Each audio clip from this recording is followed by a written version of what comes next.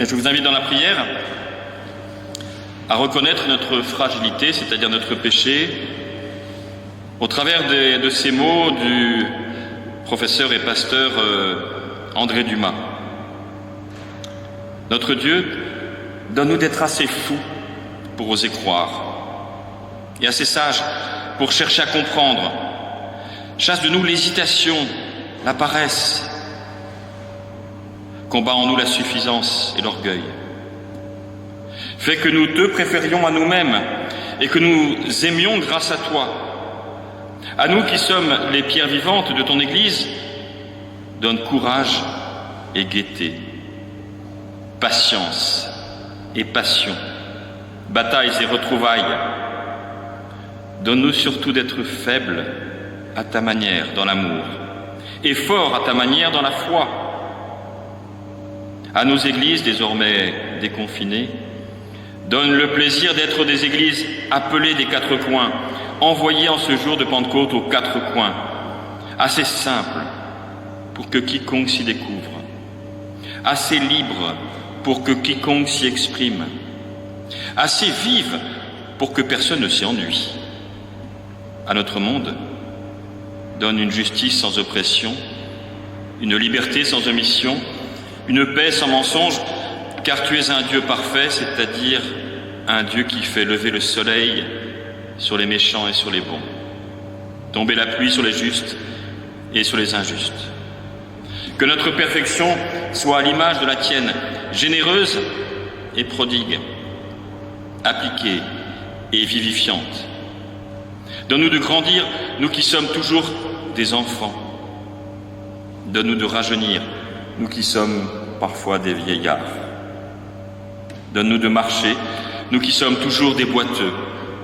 Donne-nous ton repos quand monte notre fatigue. Amen. Seigneur, rassemble-nous dans la paix de ton amour. Ta croix est la lumière qui nous a rassemblés aux joies de notre terre qui nous a rachetés.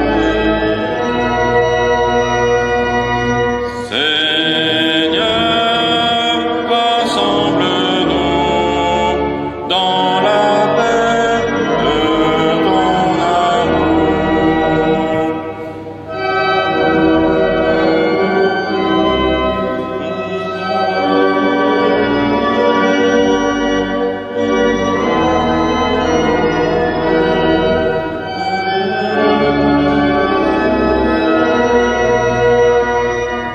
Seigneur,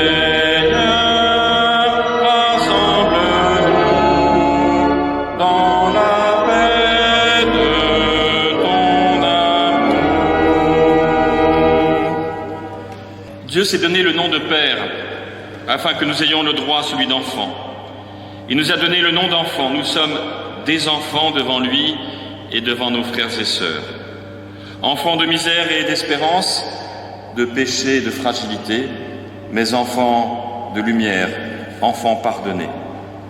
Dès lors, cessons de nous sentir jugés ou condamnés ou menacés ou culpabilisés, car Dieu a cassé les actes d'accusation légitimes ou illégitimes qui sont dressés contre chacune et chacun de nous.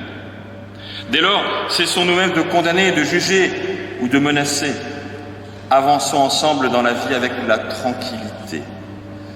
La tranquille sérénité des petits pauvres marchant sur de riches pelouses. Car les riches pelouses de la vie sont faites pour les petits pauvres, et eux, les petits pauvres, sont faits pour les riches pelouses de la vie. Amen. Et je vous invite à vous lever pour chanter à Dieu notre reconnaissance.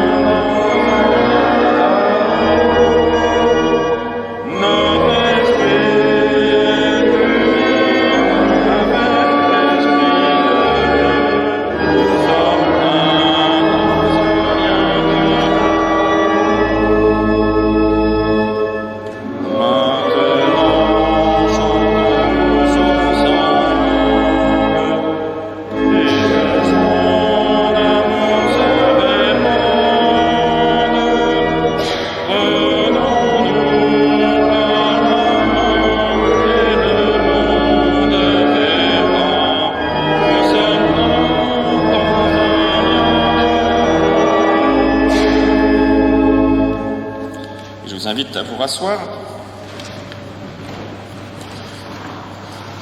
Et avant de lire le texte de Acte 2, le récit de la Pentecôte, je vous invite encore à la prière. Ô Éternel, notre Dieu, notre Père, nous voici avec nos masques, mais devant toi sans aucun masque. Nous savons que tu peux t'adresser à chacune et à chacun d'entre nous, au-delà même des écrans, si vous regardez ce film, ce culte par l'écran et filmé. Au-delà de tout, tu t'adresses à nous. Alors Éternel, fais surgir ta parole au travers de ce texte écrit de la main des hommes, que nous puissions en discerner le sens, la force et l'appel pour chacune, pour chacun d'entre nous et pour nous tous ensemble. Au nom de Christ Jésus. Amen. Et donc je vous propose bien sûr aujourd'hui le texte de la Pentecôte au chapitre 2 du livre des Actes, les 13 premiers versets. Quand le jour de la Pentecôte arriva, les croyants étaient réunis tous ensemble, au même endroit. Tout à coup, un bruit vint du ciel comme un violent coup de vent, et il remplit toute la maison où ils étaient assis. Ils virent apparaître des langues pareilles à des flammes de feu. Elles se séparèrent et se posèrent une à une sur chacune et chacun d'eux. Ils furent toutes et tous remplis de l'Esprit Saint, et ils se mirent à parler en d'autres langues, selon ce que l'Esprit leur donnait d'exprimer. À Jérusalem vivaient des Juifs qui honoraient Dieu, venus de tous les pays du monde. Quand ce bruit se fit entendre, ils s'assemblèrent en foule. Ils étaient tous profondément surpris, car chacun d'eux entendait les croyants parler dans sa propre langue. Ils étaient remplis de stupeur et d'admiration. Ils disaient: ces gens qui parlent ne sont-ils pas tous galiléens? Comment se fait-il que chacun de nous les entende parler dans sa langue maternelle? Parmi nous, il y en a qui viennent du pays des Parthes, de Médie et d'Élam. Il y a des habitants de Mésopotamie, de Judée, de Cappadoce, du Pont et de la province d'Asie. Certains sont de Phrygie et de Pamphylie, d'Égypte, de la région de Cyrène, en Libye. D'autres sont venus de Rome, de Crète ou d'Arabie. Certains sont nés juifs et d'autres se sont convertis à la religion juive. Pourtant, nous les entendons parler dans nos diverses langues des grandes œuvres de Dieu. Ils étaient tous remplis de stupeur et ne savaient plus que penser. Ils se demandaient les uns aux autres qu'est-ce que cela signifie. Mais d'autres se moquaient en disant: ils sont complètement ivres. Seigneur, ta parole est vérité, sanctifie-nous par ta vérité. Amen. Et je vous invite, si vous le voulez bien, à vous lever pour chanter le cantique 3507, les strophes 1, 2 et 4 du 3507, 1, 2 et 4.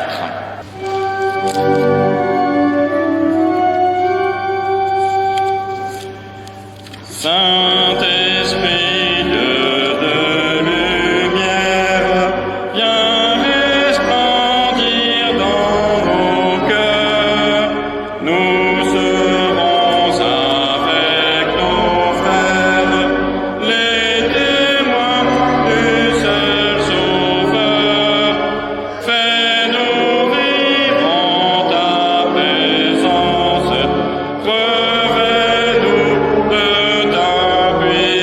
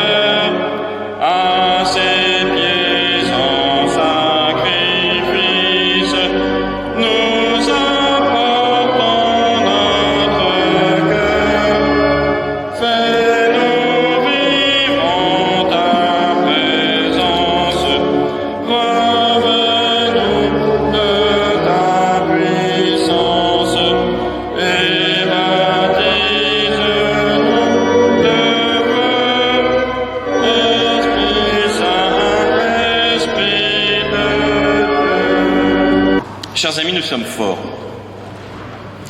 Nous sommes forts parce que nous sommes différents. Si vous regardez après ce culte, l'autre culte, vous entendrez chaque conseiller presbytéral dire en quelques secondes, certains même dans plusieurs langues d'ailleurs, son témoignage. Et vous entendrez des paroles différentes. Comme en l'année 30, au moment de la Pentecôte, les foules qui étaient là, ont entendu des paroles différentes. L'Église n'est jamais aussi forte que quand elle est traversée d'expressions différentes. L'Église n'est jamais aussi faible que lorsqu'elle n'a plus qu'une parole unique, qu'elle soit dogmatique ou lénifiante. Nous devons avoir le souci de nous adapter pour être compris comme les premiers croyants de la Pentecôte. Le premier témoignage de l'Église, vous vous rendez compte? Eh bien, aujourd'hui, nous sommes évidemment dans une Pentecôte parfaitement historique. Jamais, en tout cas depuis que je suis né, peut-être que la Pentecôte de l'année 44 ou 45 pouvait résonner comme cela, mais nous sommes en tout cas dans une exhortation à nous déconfiner, à sortir comme les premiers chrétiens de Jérusalem, et peut-être nous ressentons au fond de nous ce qu'ils ont vécu, ce qu'elles et ils ont vécu dans leur chair, dans leur âme, dans leur foi. Ce don de l'Esprit, qui est singulier, qui est personnalisé sous forme de langue de feu pour chacune et pour chacun. Mais toutes et tous passent de l'hésitation, de la timidité, de la peur, au courage, à un discours et à une action tournée vers l'espérance. Peut-être avons-nous vécu durant ces 2 mois et demi, si particuliers dans l'histoire du monde et dans nos vies, tous ces sentiments. La timidité, c'est-à-dire effectivement ne plus oser rien faire, l'hésitation, l'angoisse. Et combien d'entre vous m'ont effectivement écrit pour partager beaucoup de choses d'ailleurs. Je devrais aussi en tirer les conséquences, car j'ai beaucoup peut-être plus partagé avec vous en ces 2 mois et demi qu'auparavant. Un discours auquel nous sommes appelés aujourd'hui désormais. C'est-à-dire à une action et un discours tourné vers l'espérance. Loin des marques de défiance et de routine dans lesquelles peut-être nous pouvions nous installer. Nous sommes dans l'Église d'après. L'événement de la Pentecôte, c'est l'antidote contre tous les replis. Ces replis qui peuvent mener au racisme ou ces replis qui peuvent simplement mener à la routine, au rite qui n'a plus de sens. L'événement de Pentecôte, c'est le passage de l'opposition, j'existe par rapport aux autres, à une identité positive, un peu comme une sortie de confinement. Nous avons découvert, ou plutôt, nous avons mesuré, durant cette période, l'importance du mot fraternité, qui est pourtant l'un des 3 mots de la devise française, mais encore depuis plus longtemps, l'un des mots ancrés à la conviction et à l'identité chrétienne. Nous avons enfin, mais fallait-il vraiment cette saloperie de maladie pour découvrir la fraternité? Cela nous pose question. Peut-être aussi avons-nous découvert l'importance de l'être plus que du faire. Certains d'entre vous ont beaucoup fait, certains d'entre vous n'ont rien pu faire, mais les uns et les autres, nous avons, je le crois, en tout cas je le ressens très personnellement avec vous, ressenti ce qu'est notre être singulier, profond. Ces discours de ces premiers témoins sont entendus dans des langues multiples. Une fois que l'on est passé de cette identité négative, que je disais, au positif, il vous faut trouver les mots pour le dire, pour dire vos convictions et non simplement répéter un catéchisme appris par cœur. Il vous faut chercher encore, comme le dit Paul dans la première épître aux Thessaloniciens, examinez tout et ne retenez que ce qui est bon. Tout en sachant que vous n'aurez jamais de réponse définitive, évidemment. Et puis, peut-être que cette Pentecôte, je voudrais la mettre sous le signe, comme je l'ai écrit dans le dernier paru hier, que vous avez reçu, sous le signe de la tendresse. C'est vrai que nous avons aussi découvert que nos mains, encore tout à l'heure et encore après, nos mains, alors que quand on se disait bonjour, c'était pour montrer à l'origine que l'on n'avait pas d'armes et que l'on arrivait en paix. Aujourd'hui, ce sont ces mêmes mains. Ces mains qui bénissent, ces mains qui embrassent, ces mains qui saluent, qui deviennent des armes. Peut-être cela nous oblige à, effectivement, mesurer l'importance de cette tendresse qui nous a manqué, qui nous manque. J'aurais envie de vous embrasser aujourd'hui, tous et toutes bien sûr. Ce manque, nous l'avons ressenti, et du coup peut-être avons-nous développé une nouvelle forme, on l'a entendu même par une expression tout à fait courante maintenant, nous avons ressenti un besoin de bienveillance. Prenez soin de vous.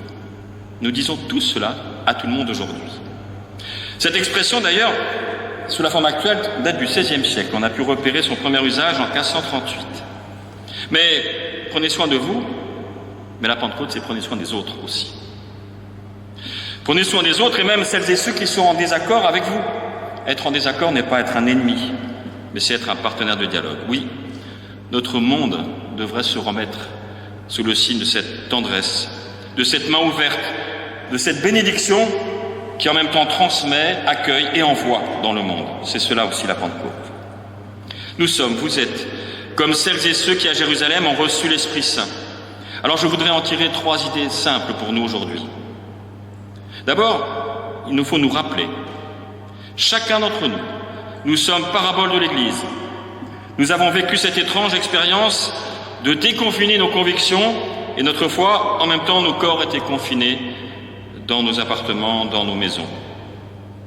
Nous sommes paraboles de l'Église, de ces croyants qui ont reçu l'Esprit Saint.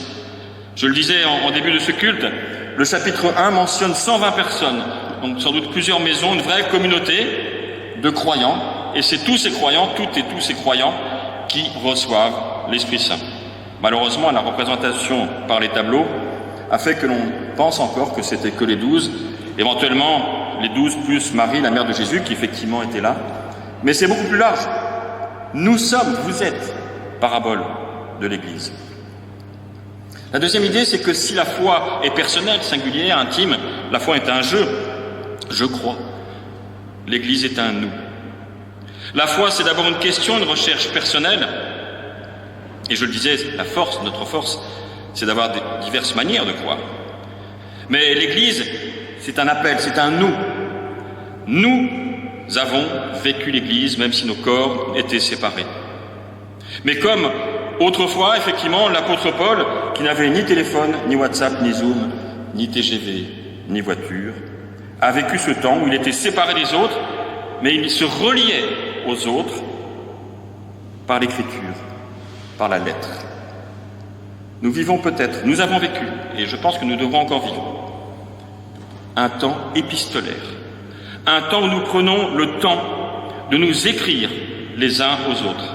Ça a été l'objectif de ce nouveau journal, le VEB. Ce sera repris sous une forme, plus tard on verra, mais ce temps où nous prenons soin des autres, ce temps épistolaire qui est aussi un temps parfois téléphonique, un temps où l'on se soucie de l'autre, où l'on est en lien avec l'autre. Nous avons approfondi, je crois, cette notion, et aujourd'hui notre Pentecôte est un temps épistolaire. Aujourd'hui, enfin, nous sommes paraboles de l'universel humain. Nous avons découvert que l'humanité était une, aussi puissante, très puissante, capable de détruire la terre, que fragile, menacée dans son existence par un simple virus venant d'un petit animal, fragile et puissant. Nous avons découvert cette fraternité parce que tout le monde, dans tous les pays du monde, nous pouvons être atteints. Peut-être dans certains endroits plus que dans d'autres, hélas, mais on a bien vu la mondialisation, l'universalité de la fragilité humaine. Voilà pourquoi nous sommes paraboles de l'universel humain, fragile et puissant. Mais comme les hommes et les femmes de Jérusalem, nous sommes ensemble. C'est ça notre force désormais. Et chacun, singulière, dans nos vies intimes. Une église de témoins au discours que nous voulons raisonner, car nous ne voulons pas abandonner l'idée d'une intelligence de la foi, d'une théologie, mais nous mettons aussi la tendresse que nous n'opposons pas à la raison à sa juste place. Soyons une église audacieuse et tendre. Amen. Et je vous invite, si vous le voulez bien, à vous lever pour chanter comme un souffle fragile le 22-08. 22-08.